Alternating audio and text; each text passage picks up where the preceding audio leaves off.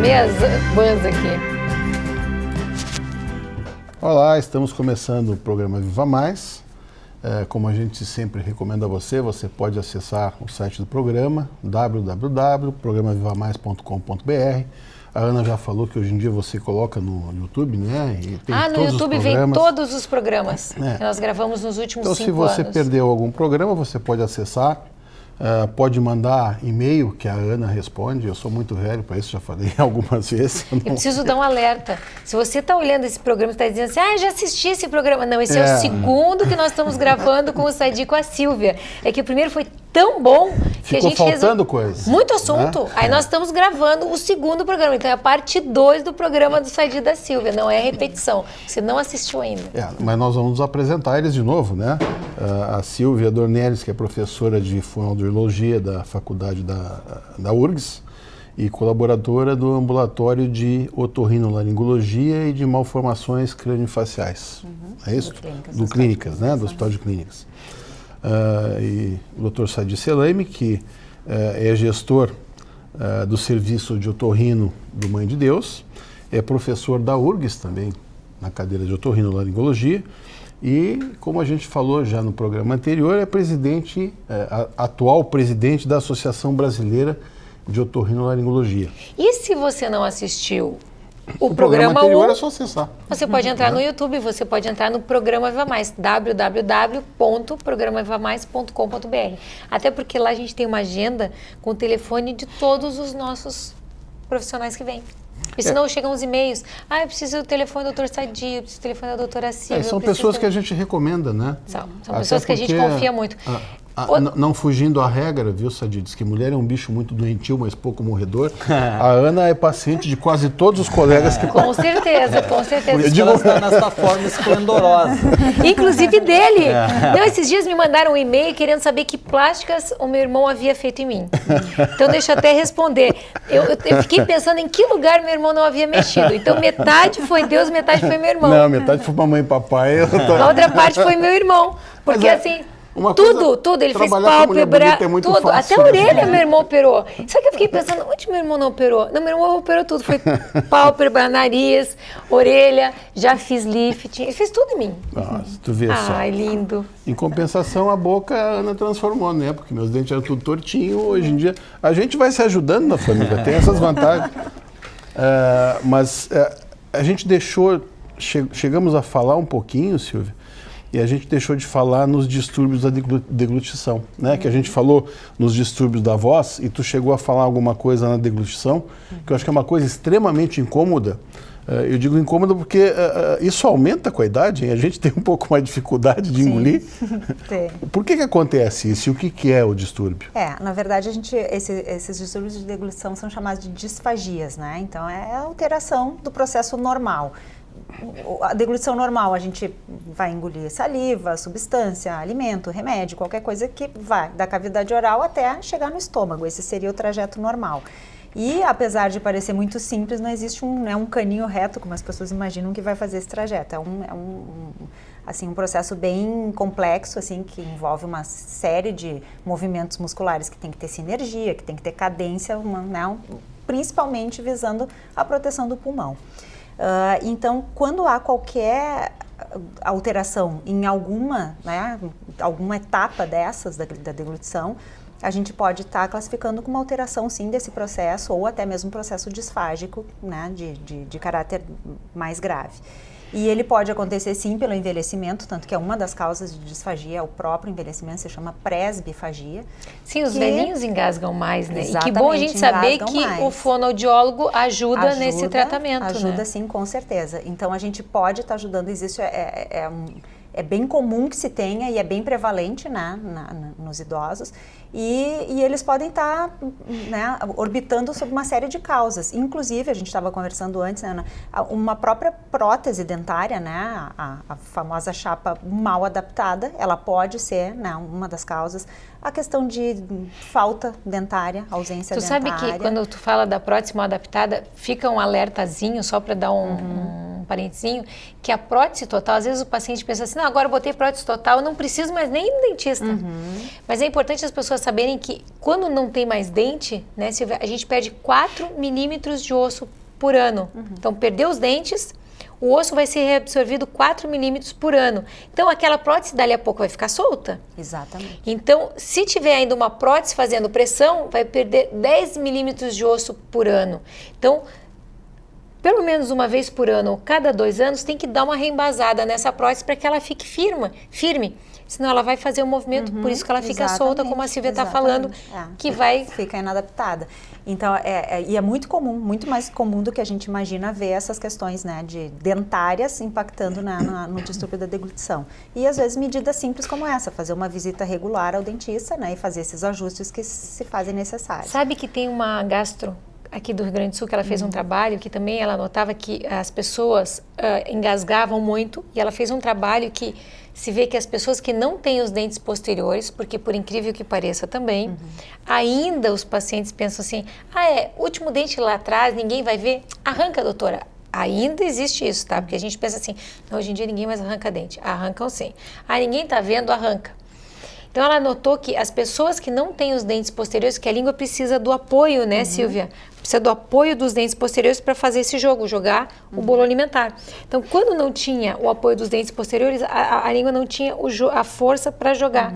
Então, as pessoas também engasgavam mais, né? Exatamente. Tá, mas o que acontece com, por exemplo, eu não tenho problema de dentição, porque a Ana cuida, eu tenho todos os dentes. Né? Não tem nem cara, tem os dentes maravilhosos.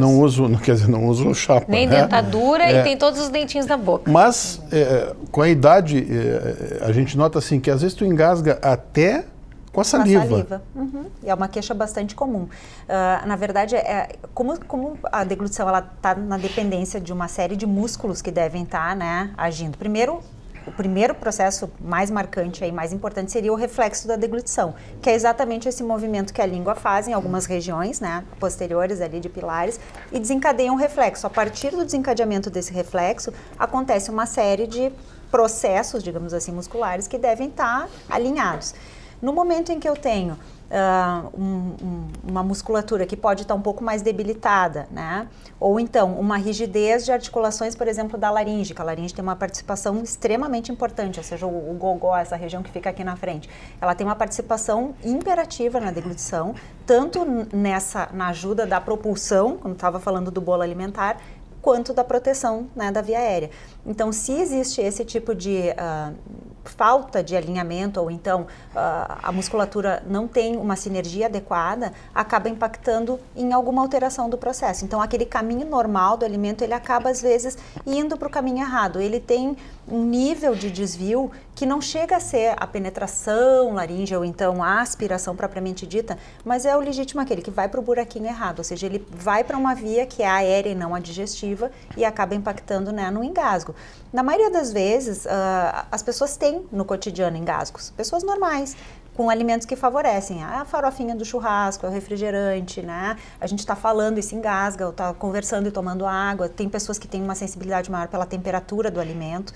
Mas isso são episódios que rapidamente a gente supera. Agora, quando eles começam a ficar mais frequentes, então eu estou tomando café com leite, estou tomando meu chazinho, estou tomando a minha aguinha, e isso começa a aparecer de uma forma mais persistente, principalmente para líquidos, que é a primeira consistência que normalmente manifesta, ou a própria saliva, merece uma avaliação, um cuidado, porque a pessoa pode ter assim, um cuidado, uma atenção e ter algum tipo de atendimento que protele um pouquinho mais a questão de engasgos, né, um pouco mais severos. Então, ela consegue manter a qualidade da deglutição fazendo alguns exercícios ou simplesmente tendo orientações, né? Tem alguma coisa que a gente pode exercitar, assim, para evitar chegar nesse envelhecimento? Na verdade, teria que ver qual a causa, né? Porque para cada pessoa vai ter um foco maior, né? Então, a gente tem que ver se isso é mais na fase preparatória, ou seja, como eu preparo o bolo alimentar, a forma como eu mastigo, se é suficiente ou não, o quanto eu coloco de volume de alimento dentro da boca, a pressa no começo. Exatamente, como que eu faço as refeições. Então, tem coisas que a gente chama de gerenciamento. E muitas vezes, Ana,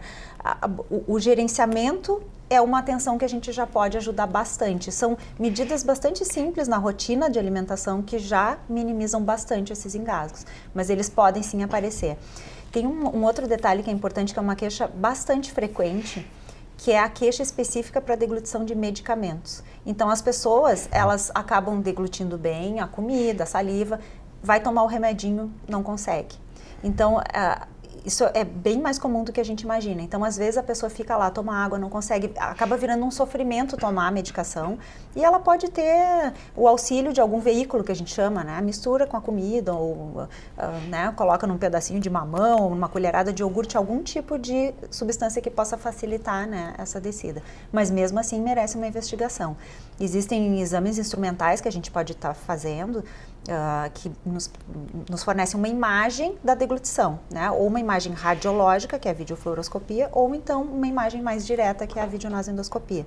Então, se for preciso, esse exame pode ser feito, quem faz esse exame, né? Ou o radiologista, ou então o otorrino, sempre com um fonoaudiólogo assessorando, porque existem manobras que a gente pode testar, existem volumes que podem ser testados, consistências que podem ser testadas, no sentido de orientar qual o melhor caminho para ajudar essa pessoa que está tendo os engasgos.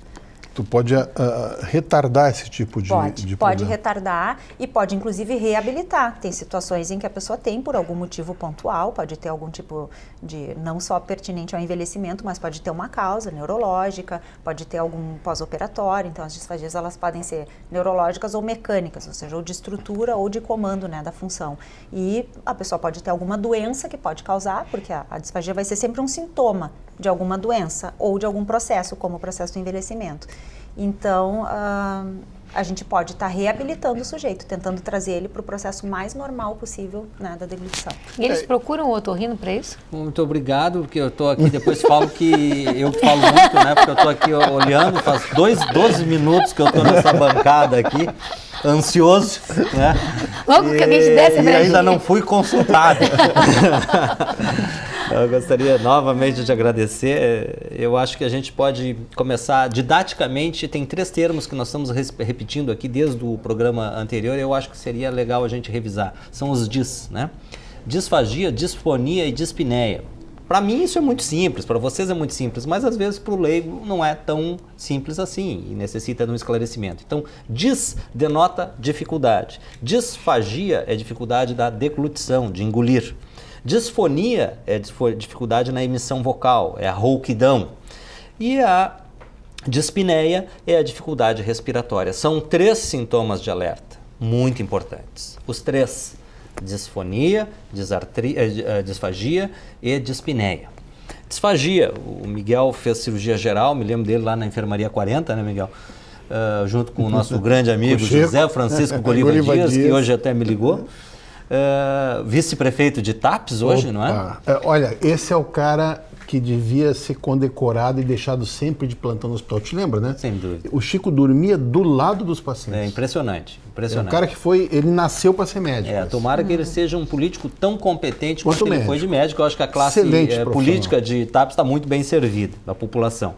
Mas, então assim, a disfagia progressiva, o indivíduo começa a ter uma disfagia, começa com líquidos, daqui a pouco pastosos, daqui a pouco você está com disfagia sólidos, meu Deus do céu, isso de novo, que nem no programa anterior, espero que o pessoal vá lá no www.programavivamais.com.br e veja.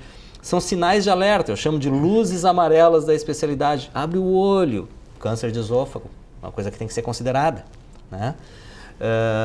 É claro que existe uma população de risco também bem específica. Mas então são sintomas que nós temos que nos preocupar. A maioria deles são, como a Silvia falou, eles são sintomas, eles não são doenças. Ou seja, existe alguma coisa por trás. E isso tem que ser bem analisado. E graças a Deus, na maioria das vezes, o tratamento resolve esse tipo de problema. Seja ele médico ou fonoaudiológico. É mais frequente. Eu pensei, Silvia, quando tu falou assim, dificuldade em ingerir medicação, eu pensei sempre no lado psicológico, tá? Mas não é, né? Não, até pode ter, mas... Porque tem gente que não... Tu diz que é remédio e não consegue engolir. Não, ainda tem, que são as disfagias psicogênicas, né? Elas podem acontecer, não só para medicamentos, mas para algumas situações específicas. Mas não, na maioria das vezes existe e a gente ainda não tem uma resposta muito precisa para o porquê essas pessoas têm essa dificuldade. Existem hipóteses, uma delas é o volume, porque eu também preciso de um volume, né, de estímulo, ou seja, do bolo, para desencadear o reflexo da deglutição. A saliva por si poderia ajudar, mas em determinadas situações, né, ela acaba talvez seja uma informação que acabe confundindo o reflexo no sentido de ter a saliva e mais uma outra estrutura que é um pouco mais rígida normalmente. Não custa investigar, né? Não, acho que tem que ir atrás. Até porque o importante, assim, do distúrbio da deglutição, não só em si, a situação, o contexto de se afogar é muito desagradável, é muito ruim, mas as sequelas que isso podem ter, né? Que esse é o maior problema, dependendo da faixa etária e dependendo da natureza do problema, a pessoa pode desenvolver uma pneumonia aspirativa. Esse é o nosso maior medo e por isso que tem que cuidar a deglutição, né? Pacientes acamados, pacientes muito idosos, que têm uma doença de base, né, neurológica ou então oncológica em pós-operatório, essas pessoas podem desenvolver pneumonia aspirativa e pneumonias de repetição, que levam a processos de internação recorrentes, né? Isso é ruim para todo mundo, é ruim para o doente, é ruim para o sistema de saúde, é ruim para, né, o contexto como um todo, porque o pulmão acaba reclamando, o pulmão só gosta de ar, entrou alguma outra coisa, ele reclama de alguma forma, né? E essa manifestação acaba sendo bastante séria, né? Então, é o risco maior e por isso que se deve ter atenção. Não é o simples fato da tosse irritativa ou porque a pessoa engasga nas refeições em família e isso é desagradável, mas sim a consequência maior que isso pode levar. Bom, você não saia daí que agora, nos próximos, nós vamos falar sobre os sinais amarelos que a gente tinha ficado que tem coisas importantes, vocês não saiam daí. Nós já voltamos.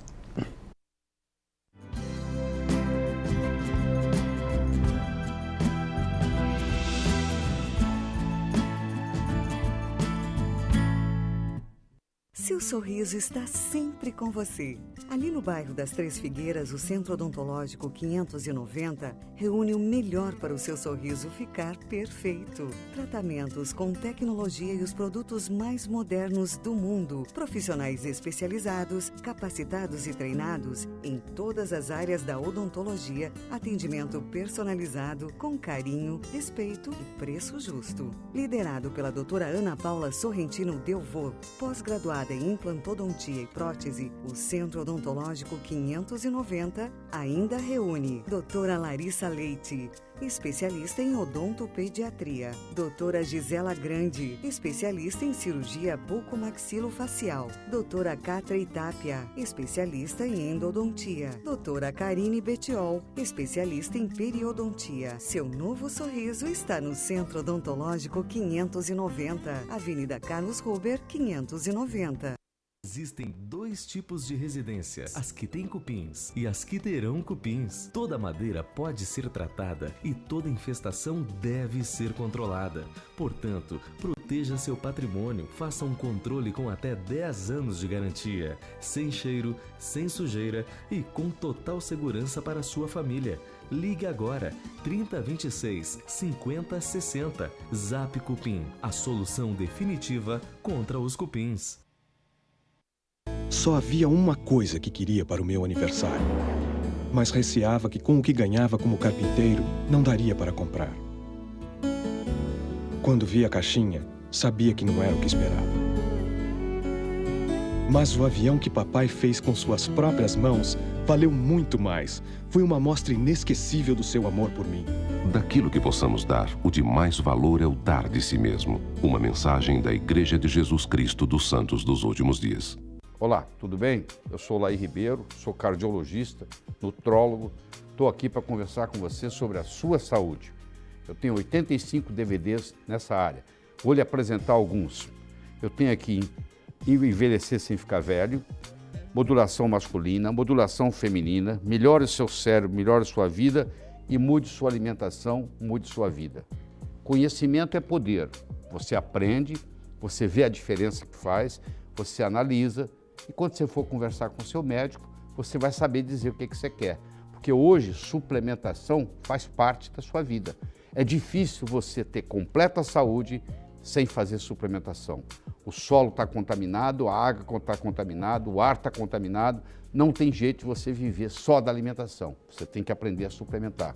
Aqui está a linha para você. Tá bom? Boa sorte.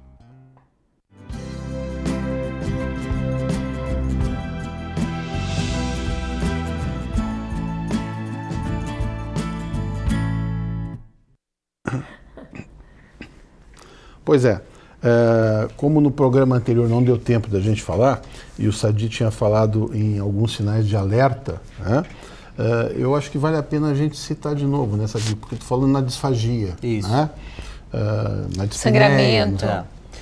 Existem alguns, eu brinco com os estudantes de medicina, na verdade, né? E eu tenho lá no meu armário, eu tenho uma lista de tópicos que eu gosto de ressaltar muito, que é aquilo que a gente discutiu também no outro programa, que eu estimulo as pessoas que não assistiram a ir no www.programavivamais.com.br e assista, porque eu achei super interessante. Eu sempre acho, né, Miguel? Você adora. Eu vou ter que te trazer aqui para dar abertura. Vou ter que te trazer aqui para dar abertura. É muito bom, é muito bom nisso. Aí vai ser o meu ápice, né? Aí vai ser a minha consagração.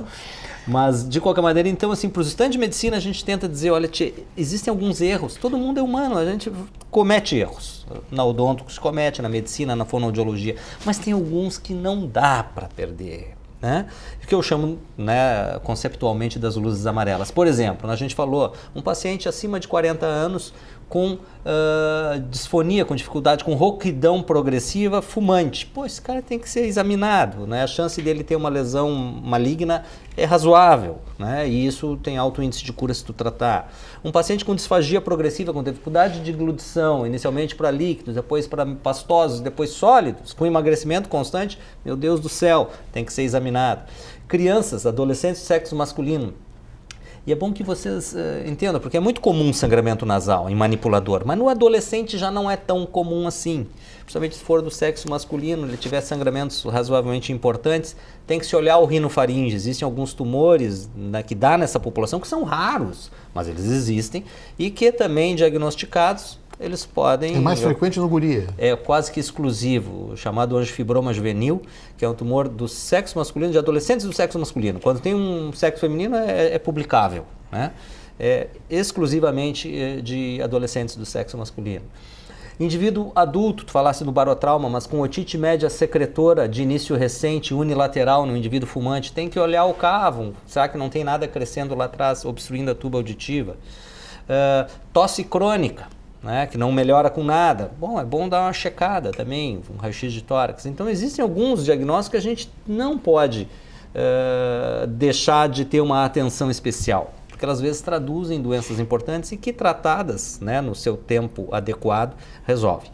Hoje, Ana, existe uma nova epidemia, né? Inclusive eu comentei com o Miguel que a gente fez um releasing sobre isso pela Associação Brasileira de Otorrino, sobre o que se chama de ciberocondria. O que acontece? O indivíduo tem sintomas, ele em vez de procurar o dentista, a fono, o médico, né, ele vai na internet. Dr. Google. Nossa, Dr. como Google. eu conheço gente assim. Tu não faz ideia como eu conheço gente assim. Mas tem os montes. E eu vejo essa questão de dois lados. Um lado positivo e um lado negativo. O lado negativo, eu vou ser bem rápido nisso, acho que é um assunto que vocês podem ter uma pauta específica sobre esse assunto.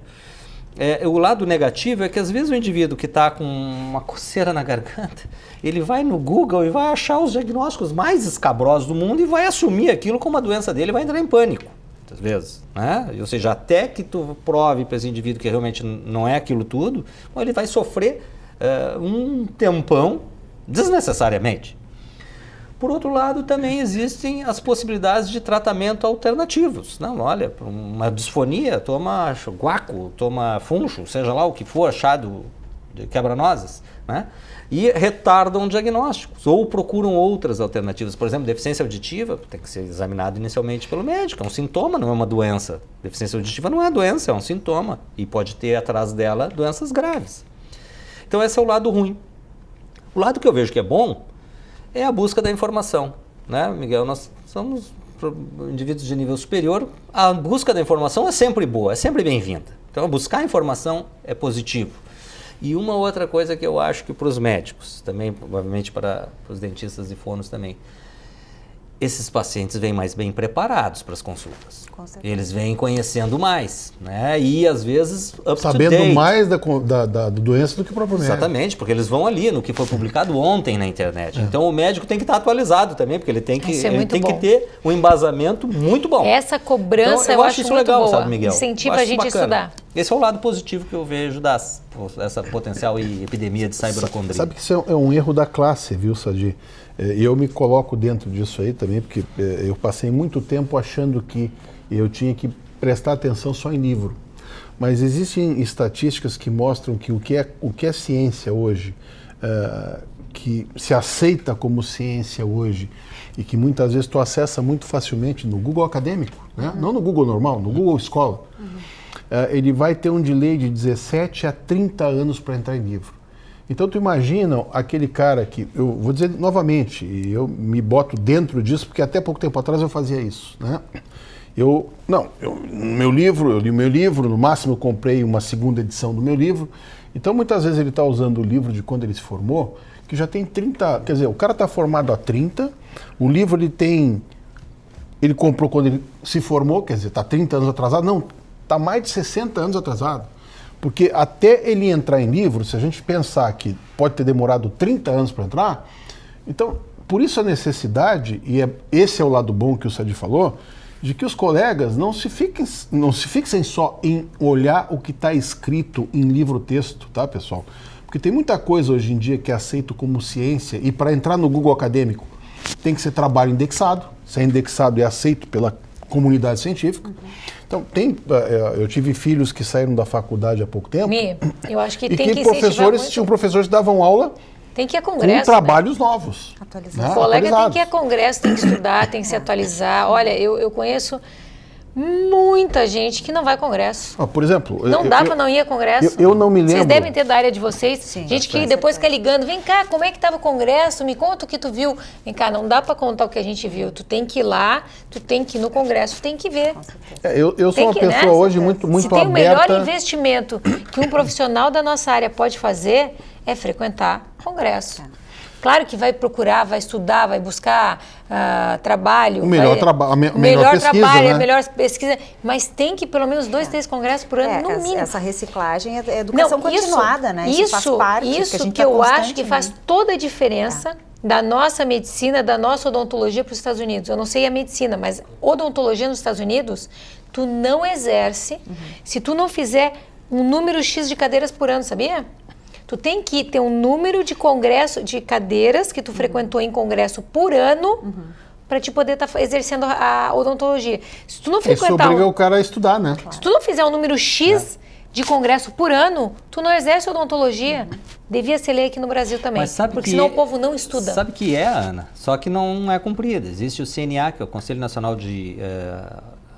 Em odontologia que não tem essa cobrança. A atualização, ou seja, que cada profissional, a partir de um determinado ano de formatura, ele teria que, dentro da sociedade de especialidades, ele mostrar uma pontuação de congressos, cursos, palestras que ele assistiu para que o seu diploma ainda vigisse, né? Validasse.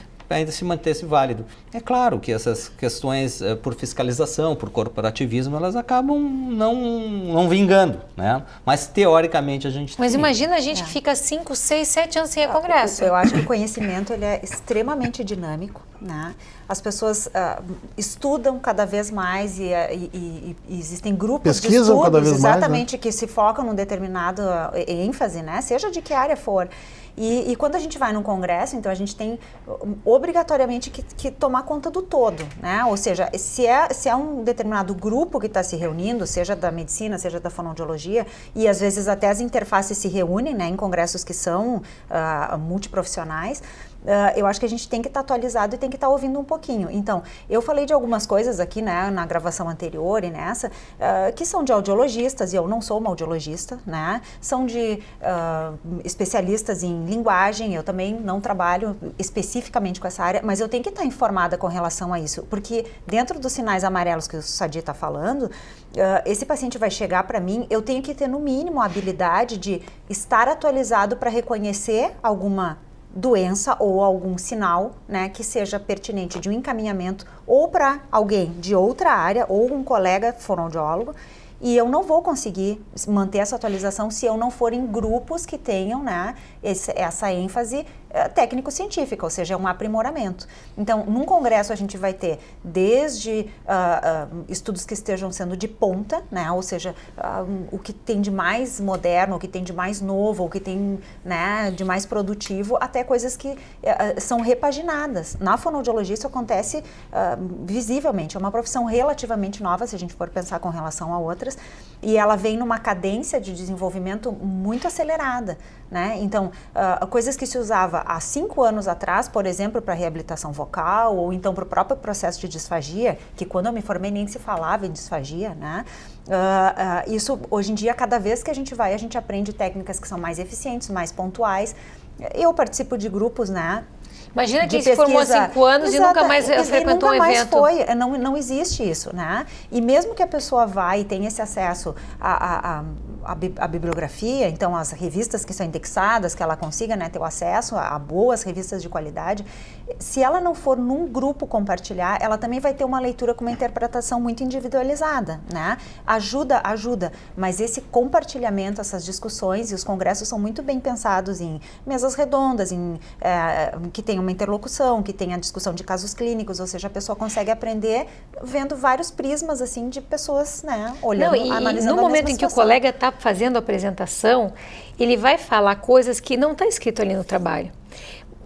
Por exemplo, eu aprendo muito na hora do congresso ali, que o colega está apresentando uma técnica dele, que ele cita às vezes um detalhezinho. Pô, eu digo para o meu marido sempre assiste, ele não é dentista, mas ele assiste todos os congressos comigo. Eu digo, pô, ganhou o congresso. Porque às vezes é um detalhezinho... Pulo do gato. É um detalhezinho da técnica dele que eu digo, exatamente. Pô, nunca pensei, ganhou o congresso num detalhezinho ali. São coisas assim que um evento adicionam tanto na prática da gente, né? Muito. Ou então é algum tipo de informação que vem e ela nos permite explorar mais. Ou seja, a gente tem, né, a sinalização de que alguém está estudando alguma coisa que é bem importante, que tem aplicabilidade clínica, porque isso também é uma coisa que tem que desmistificar um pouco. As pessoas vão e acham que vai ser, né, só apresentação de coisas muito assim distantes da prática. Não, as coisas têm a questão de prática baseada em evidência, as pesquisas translacionais, ou seja, o que vem lá da área básica que pode ser aplicado na saúde. Então, às vezes é um tema que desperta um determinado interesse e eu tenho, né, que ir atrás e tentar explorar um pouco mais. Eu vou atrás de bibliografia, ou pego o contato, né, do palestrante. Existem várias formas da gente poder explorar algum assunto que tenha despertado interesse. Eu acho que é fundamental que se recicle. Quer ver uma coisa, Silvia? Só na conversa que a gente teve aqui, apesar de fazer muita cirurgia plástica, a gente atende hoje em dia muito paciente de uma segunda pós que eu fiz com o Vitor, que é a parte de nutroendocrinologia, né? Que não é uma especialidade, mas é uma pós-graduação do MEC, reconhecida, com trabalho, com prova, com um tempo X de mais de 2 anos de curso, né? O Sadi falou algumas coisas que durante esse tempo todo da minha vida aí de profissional, eu não me dei conta. Quer dizer, o guri que chega sangrando um lado da narina, hoje em dia eu vou estar alertado, né? É aquela história, a disfagia para mim, né? O cara ficou um pouco mais velho, que tu estava comentando, né? Não, deve ser porque a musculatura está um pouco... Pode não ser só isso, não, né? Pode ser uma coisa mais séria. A outra coisa que ele falou, né? Uma supuração no ouvido, que a gente, de repente, passa batido, né, Sadi? O cara que está atendendo, o paciente muitas vezes vai relatar, sabe, doutor, deixa eu ver, pois esse lado aqui me saiu um... E tu não está alertado para isso. Por quê? Porque tu fica muito enclausurado.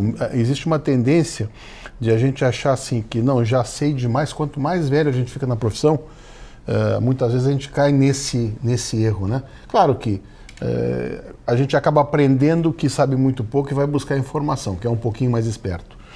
Mas eu me lembro nessa pós-graduação que a gente fez, de um colega disse o seguinte, olha, eu vou dar 2 materiais para vocês que vocês vão ter que comprar para examinar a paciente e indicar a melhor nutrição dele e melhor suplementação e tal, que vai custar muito caro para vocês, tá, pessoal? Mas eu faço questão que vocês adquiram isso. Um abaixador de língua e uma fita métrica. Quer dizer, com o abaixador de língua tu vê um monte de coisas, são né? os fundamentos. E com a fita métrica tu vê um monte de coisas, né? Que a gente não se dá conta disso. Mas eu acho que o lado bom justamente de quem vai ficando mais velho na profissão e tem acesso à informação, é se dar o direito de continuar estudando e não se fechar, né? Tem muita gente que diz assim, a gente aprendeu muita coisa que é mito na faculdade. Sem dúvida. Né? E, infelizmente, tem muito colega que quando tu fala, isso não é assim, eu estou fazendo assim, tu não tem medo disso? Eu digo, índio tem medo de avião, atira flecha em avião, não sabe o que é, né? Então, se não sabe o que é, vai estudar. Agora, não fica falando, principalmente pro leigo, não, isso vai dar câncer, não, isso é um problema. A não ser que tu tenha realmente formação. Porque eu acho que a pior coisa que existe para o profissional médico é jogar uma informação sem saber o que está acontecendo. Por exemplo, um exemplo que a gente cita sempre. Tu te lembra de ter tido aula sobre água na faculdade? Não. É 70% do corpo humano. É verdade. Né? Não. Nós somos aquários ambulantes. Não. A gente não tem aula. Eu trabalhava em UTI de queimados no pronto-socorro no Cristo. Talvez só desidratação e não. Mas que água que o cara tem que tomar? Né? Tem hospitais no Japão que tratam só com água. Então, infelizmente, ainda existe muita desinformação. Acho que a gente tem que ser um pouquinho mais modesto, né? E pensar que a gente não sabe tudo. Eu acho que isso serve, esse programa para nós, Jussadir, serve muito como informação. Sabe que agora as a gente se atualiza. Sem dúvida nenhuma. Bom, eu vou interromper, que nós estamos indo para o último bloco. A gente já volta.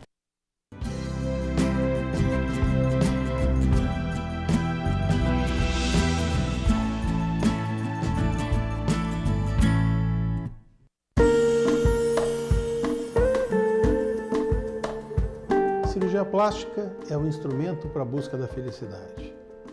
Toda vez que nós temos uma maior harmonia entre corpo e mente, nós temos uma pessoa feliz. Pequenos defeitos que nós herdamos quando nascemos, como uma orelha de abano, um nariz adunco, uma mama que não tenha se desenvolvido de forma apropriada, assim como outros pequenos defeitos que vamos ganhando com o envelhecimento, rugas, sobras de pele, gorduras mal localizadas, são todos possíveis de serem melhorados pela cirurgia plástica. Importante lembrar, quando você quiser fazer uma cirurgia plástica, procure um médico que tenha 6 anos de medicina, 3 anos de cirurgia geral, mais 3 anos de cirurgia plástica, que seja reconhecido pela Sociedade Brasileira de Cirurgia Plástica e que seja reconhecido pelo Conselho Federal de Medicina.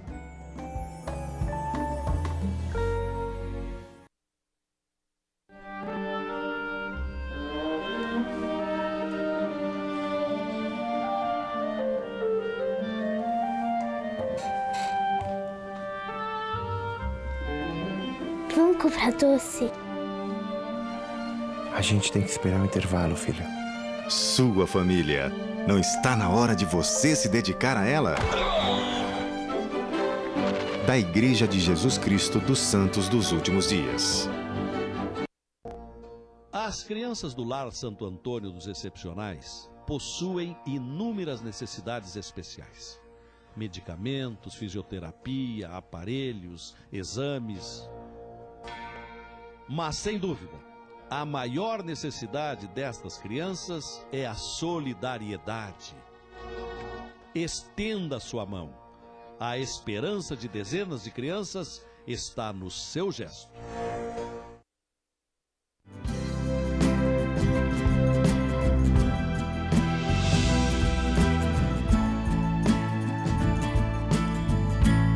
Vou olhar mais para a câmera quando fala. Ah, tá bom. Então, devo olhar mais para a câmera, é isso? Isso, uma dica do nosso padrinho, ele sugeriu, até a gente tem que agradecer, o Bibo sempre que sugeriu que a gente montasse o programa, que a gente formasse o programa. Um beijo, Bibo. E nós estamos sempre dispostos a melhorar. A melhorar, né? E ele sugeriu que o Miguel, desculpa, Miguelito é o apelido lá de casa, de família. O Miguelito é para matar, né? Um velho de 56 chamar de Miguelito é para matar o cara. E aí ele sugeriu que o Miguel sempre que olhasse mais para a câmera, e eu fui falar isso logo que o programa estava entrando no ar. Não, tá bem, sem problema. Mas deixa, agora que tu entrar no ar, eu ia contar, porque eu falei no comercial e o Saidi falou assim, eu posso comentar sobre isso. Porque hoje eu dei um show no restaurante, foi a alegria do povo lá. Eu despenquei com prato, com tudo, tô toda torta aqui porque eu caí. Aí o Saidi falou que ele ia falar sobre tontura na terceira idade. Que não é o teu caso. Lembramos desse assunto. Senão não me convida mais pro programa. Não, Saidi, quase da terceira idade. Não tô com 51, lá, não tem problema com idade. Já tenho 5 netos. Mas pelo amor de Deus. Tenho 5 netos já. Só me falta querer ser novinha, né? Mas essa questão do aprimoramento, né? O pessoal fala assim, não, mas eu já sei... Para mim está bem assim. Existe uma frase do Tomás de Lampedusa que diz o seguinte, que é preciso constantemente mudarmos para que continuemos na mesma. Porque se a gente não muda, a gente cai, não fica igual. No mesmo patamar. Nós emburrecemos. Então é muito necessário que a gente se atualize. Agora, por outro lado, tem aquele super especialista também, né? Esse tempo acho que foi a minha mãe que me falou. Só trata a unha da mão esquerda. Assim, olha, tu sabe cada vez mais de menos. Qualquer dia tu vai saber tudo de nada. Né? Também esse é o outro extremo. Que nem aquela história do indivíduo que estava com uma dor no ouvido terrível, desacorçoado de dor de ouvido, viu? O doutor Miguel entrou no doutor Miguel. Mas só que o doutor Miguel não era médico, era advogado. Ele disse, doutor Miguel, eu estou com uma dor no ouvido esquerdo que eu não me aguento. Aí ele disse, não, mas eu sou do direito. Eu disse, mas vai ser super especialista, sei lá longe. Mas nós estávamos nos distúrbios do equilíbrio, né? Tontura. Não, mas não foi isso que me aconteceu hoje, eu não fiquei tonta. Não é porque eu não esteja na terceira idade, mas realmente estava úmido o chão, eu deslizei, foi um show, assim. Pois é, mas tu sabe que esse tempo eu fui convidado pelo pessoal do Mãe de Deus para falar num desses clubes de aposentados sobre transtornos do equilíbrio na terceira idade. E aí eu sei a fisiologia labiríntica, sei as doenças e tal, mas eu fui estudar o impacto social disso tudo. Eu fiquei absolutamente impressionado com o que é a queda na terceira idade e o impacto, a morbimortalidade envolvida nisso. Fiquei muito impressionado. E a maioria são acidentes domésticos, bestas. O tapetinho, a cera, a escada, né? Em casa. Então, assim, a saída do banho. Né? Esses pacientes que estão bem, por exemplo, senhoras com 80 anos de idade, que estão super bem, e num acidente doméstico trivial, né, por uma coisa que poderia ser absolutamente evitada, como essas que a gente acabou de conversar, faz uma queda, faz uma fratura de colo de fêmur, vai para a imobilização e 50% dessas pessoas que estavam muito bem têm óbito em 2 anos. Então isso é um impacto terrível. Né? Então a gente realmente tem uma campanha da Sociedade Brasileira de Otorrino de prevenção de quedas, para que pelo menos esses acidentes domésticos assim prosaicos, eles sejam tanto quanto possível evitados. Porque dá tontura na terceira idade, é isso? Dá mais tontura na terceira idade por vários motivos, né? Ou seja, o sistema do equilíbrio, nós nos equilibramos com 3 sistemas principais. O que a gente chama de sistema labiríntico, né? Que seriam os ouvidos internos, que ficam constantemente nos mandando a informação para onde a minha cabeça está girando, mas também com o sistema oculomotor, eu através da visão e do movimento do olho eu também me equilibro, e o sistema que nós chamamos de proprioceptivo, que é o tato. Com a planta do pé no chão, a palma da mão, eu também me equilibro. E também um pouco com a audição. E esses 3 sistemas, obviamente, eles também têm desgastes do tempo. Né? Então é óbvio que junto com isso nós temos aqueles pacientes que são hipertensos e usam medicação, que fazem às vezes hipotensão, síncopes. Tem pacientes que usam hipoglicemia, às vezes faz hipoglicemia, também aumenta. Então, sim, tontura senso-lato é bem mais comum no paciente mais velho do que no jovem. Sadi, a gente tinha falado no programa anterior, tinha falado que hoje em dia vocês resolviam muito mais problema de surdez do que até pouco tempo atrás. Sem dúvida. Eu não me lembro na época da faculdade de ter escutado falar de implante. Não, mas não existia. Não existia. Não existia. Né? Se consegue, quais são os tipos de surdez que tu não consegue reverter? Se consegue tratar quase tudo? Olha, hoje nós temos um evento aqui que nós chamamos de doença de inverno, mas no doença de inverno a gente acaba falando de tudo, né? E aí veio um colega nosso de São Paulo, professor titular da Universidade de São Paulo, que é um amigão nosso, o Ricardo Bento, que é pioneiro nessa questão dos implantes e dessas novas tecnologias de soluções auditivas, e eu dei um tópico de aula para ele. Surdez, um problema equacionado? Eu te diria que 95% dos casos hoje tem o que fazer. O que não resolvemos hoje? Lesões em que há ausência do nervo auditivo, né? Ou seja, não tem como passar esse som para o cérebro, e ainda assim hoje está engatinhando o que chama de implante de tronco cerebral, que eu boto um eletrodo lá no cérebro recebendo o som que vem da periferia. Os resultados ainda não são muito bons. Fora essa situação, que é rara, a maioria delas pode ser ajudadas, ou através de tratamento clínico, ou através de amplificação convencional, ou através das próteses implantáveis de orelha média e dos implantes cocleares. Uma revolução isso, Miguel. Isso é uma coisa impressionante. Essas pessoas que a gente vê de associações de mudos surdos, tá? Isso tem um limite de idade para te poder fazer um implante, por exemplo? Excelente pergunta. Ou seja, nos indivíduos existem 2 tipos de surdez, que a gente chama de pré-lingual, ou seja, a surdez se desenvolveu antes do indivíduo desenvolver a linguagem, as crianças normalmente, e a surdez pós-lingual. Nós hoje, por exemplo, eu tenho um paciente, uma moça que sofreu um acidente de carro, teve fratura bilateral de rochedo, ficou profundamente surda do dia para a noite. Esse é pós-lingual. Os pré-linguais, né? Como esses implantes também, Miguel, a expertise em relação a eles começou a ser montada, ou seja, inicialmente o pessoal tinha alguns receios, se dava a data limite de 6 anos, né, para que essa criança fosse implantada. Não é o ideal. O ideal seria fazer até o 2º ano de idade, 1 ano. Mas até os 6 anos, o pré-lingual. E o pós-lingual, se tiver a linguagem já organizada, teoricamente não tem. Claro que quanto mais cedo for recuperado, reabilitado, melhor. Mas realmente não tem um prazo para poder fazer um implante. Pode fazer em qualquer faixa da vida. Desde que tenha as indicações otorrinolaringológicas, ou auditivas e clínicas, né? Porque é um procedimento cirúrgico. Uma vez o Sadi me fez uma comparação que eu não tinha me dado conta. Tu colocar um implante coclear numa pessoa que nunca escutou, ele não vai entender o que tu está falando. É como se estivesse falando russo. É o que o oftalmo, né? O que o Sérgio falou, que ele não consegue... quer dizer, ele consegue filmar, que o olho, na verdade, nada mais é do que a máquina fotográfica, mas o cérebro não entende? Isso não é igual? Não interpreta. Vamos devagar. Quanto mais tarde... Né? Por exemplo, se for uma criança, aquilo que nós discutimos já em outros programas, se essa criança demorar muito para receber esse implante, ela vai receber a sensação sonora, mas o que ela vai fazer com esse som, às vezes, é longe do ideal. Não, se pegar uma pessoa de 30 anos... que já surdo profundo realmente, o resultado vai ser teoricamente muito pobre. Ele vai entender um russo.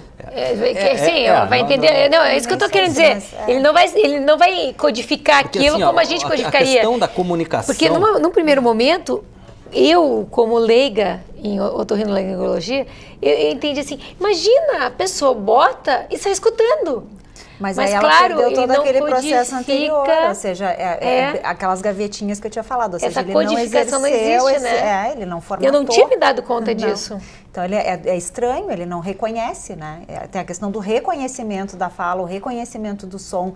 Não é só identificar em termos de limiar, ele recebe, ele pode até receber o som. E aí eu não sei, eu não sou audiologista, mas não tem essa questão do quanto ele recebe e como ele recebe, se ele recebe na intensidade, no formato correto. Mas se não existe esse arquivo lá, registrado no cérebro, ele não consegue localizar, ou seja, a forma como ele vai processar isso para que isso seja interpretado, não foi criado esse ambiente, né? A audição teoricamente é uma coisa fantástica, né? Perceber som, teoricamente, não é ouvir. Eu costumo dizer que a evolução da nossa espécie, ela se dá no momento que nós deixamos eminentemente de ouvir e passamos a escutar, né? É diferente. Quando eu te pergunto que horas são, né, esse som que eu emito no ar, ele vai chegar no teu ouvido e ele vai ser transformado em estímulo elétrico só. Tu escutou alguma coisa? Não. Tu vai transformar onda sonora, que é mecânica, em onda elétrica. Isso que a tua cóclea faz, lá, tuas células ciliadas dentro da cóclea, o teu caracol faz, só. Aí ele manda pelo nervo auditivo para o chamado córtex temporal primário, que é uma área do cérebro que vai perceber som. Olha, tem som. Ele entendeu alguma coisa? Não. Vai para uma segunda área do cérebro, que é córtex temporal secundário, onde ele vai discriminar esse som. Que horas são? Não quer dizer que ele entendeu, ele discriminou. Em nível psicointelectual, baseado na tua bagagem, aí ele vai saber que horas são. Eu falo português, eu sei, ela quer saber qual é o horário agora, nesse exato momento. Então, tudo isso é um processo. Então, assim, esses níveis, se tu demorar muito tempo para fazer essas atuações, que sejam implante ou aparelhos convencionais, vai perceber som? Sim.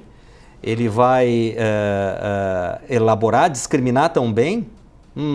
Ele vai trabalhar melhor a nível psicointelectual? Provavelmente não. Então, tem timings e de ideais. Mas, assim, de qualquer maneira, todo indivíduo deve procurar atendimento, porque uma ou outra solução certamente deve existir para ele. Vocês têm, assim, uma estatística de quantos por cento dessas pessoas surdas ainda poderiam reverter isso? Não? Se fez isso no Brasil?